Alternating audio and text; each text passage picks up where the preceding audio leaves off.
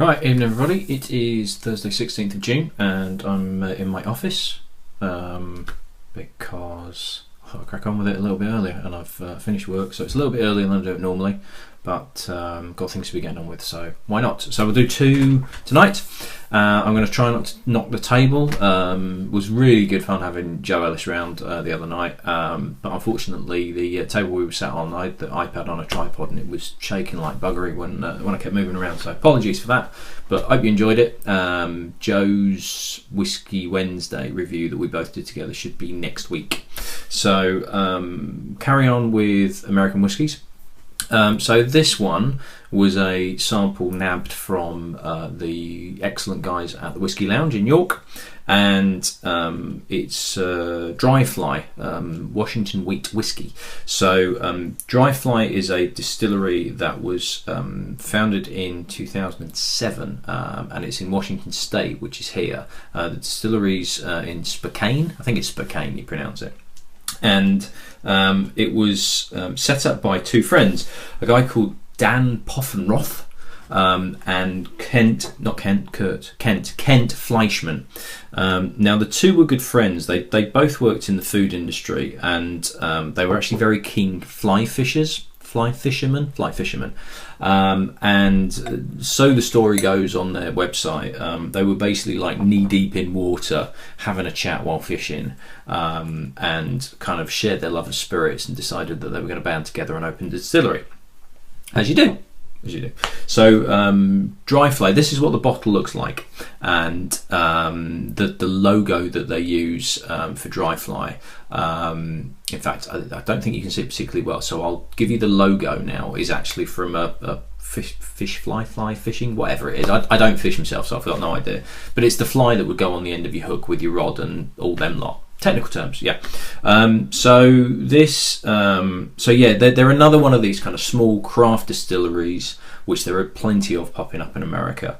Everything's locally sourced. It's basically farms within sort of 30 miles of where the distillery is now. It sounds like they had quite a lot of contacts kind of in the farming industry around there, and they basically use those contacts to go, look, we're setting up a distillery. We want your wheat, we want your corn, everything like that.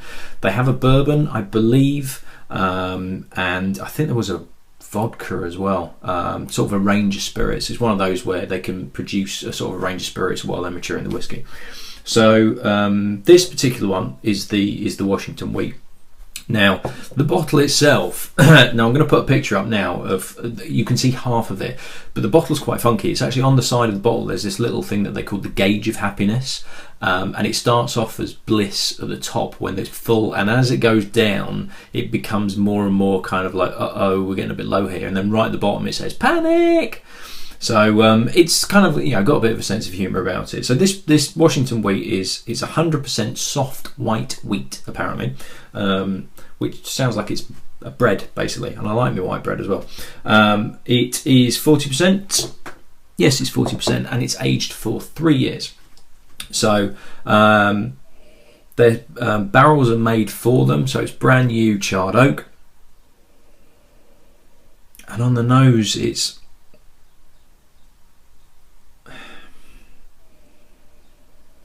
not as soft as I thought it was going to be. I was expecting a bit of kind of softness and sweetness, but it is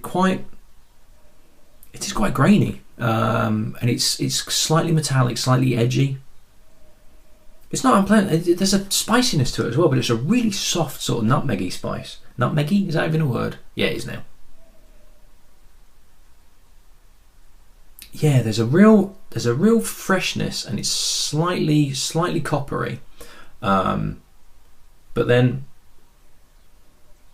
there is a bit of fruitiness in there as well.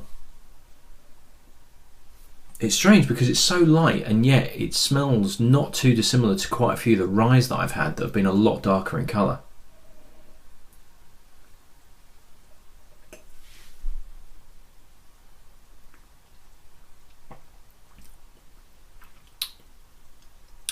And yet it's not anywhere near as edgy on the palate.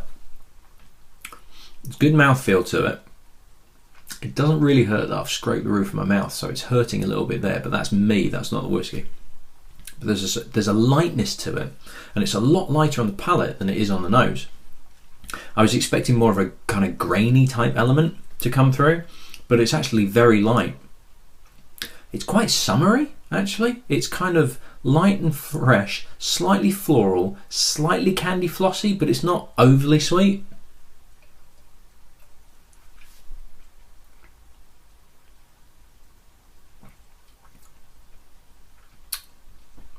There's a bit of bite to it, and I'd probably say if I was trying it blind, I'd say it was more than 40%.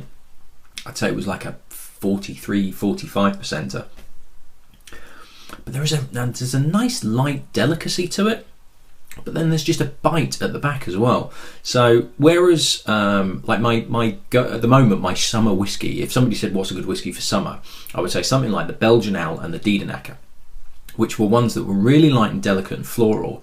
But this starts off like that, and then all of a sudden there's this bite and heat at the end of it, which is it's not a bad thing at all. It actually kind of like really lifts it up, because I think if it didn't have that at the end, it would actually just die off and not have anything to it. So it's unusual. It's a most unusual American whiskey.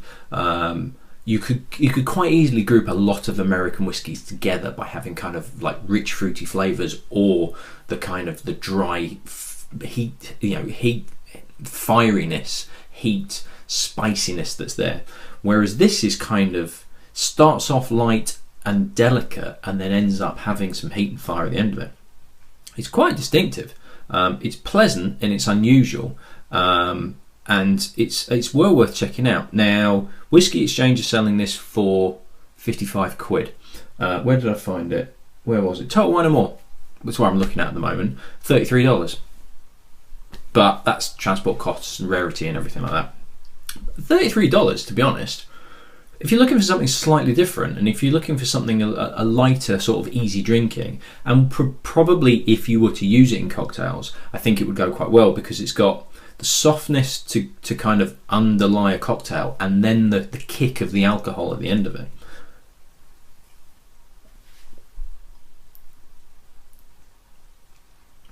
It's really delicate to start with. Really delicate, really soft. Like I say, kind of very, very soft nutmeg. There is a sweetness to there, but it's not a cloying, rich sweetness. It's a light sort of candy floss, kind of dissolves on your tongue, that sort of feel. And then right at the end of it, there's this, that's kind of almost where like this kind of metallic-y graininess kicks in, and you get this tingle all around your mouth. It's really unusual, really pleasant, really interesting. I like that a lot. Very distinctive, which is always a good thing if it stands out. Right, I'm going to have a quick rinse out, and then we shall crack on with the next one, which is from somewhere equally unusual. I'll see you in the next one. Cheers.